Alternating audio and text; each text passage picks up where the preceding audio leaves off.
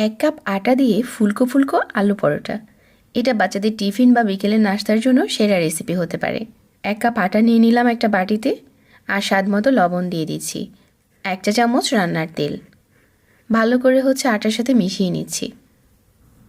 তো এরকম করে তেলটা ভালো করে মিশিয়ে নিয়ে নর্মাল পানি দিয়ে একটা সফট ডো বানিয়ে নিচ্ছি।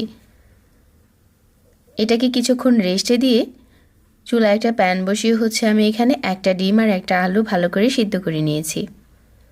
এখন এই ডিম আলুর খোসা ছাড়িয়ে ভালো করে ম্যাশ করে নিচ্ছি।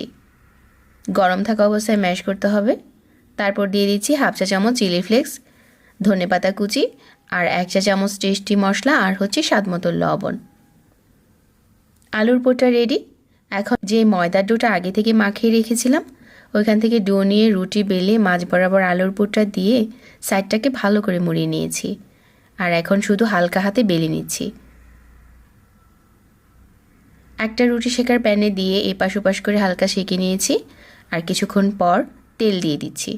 তেলটা দেওয়ার পরেই দেখা যাবে যে এটা ফুলতে শুরু করেছে।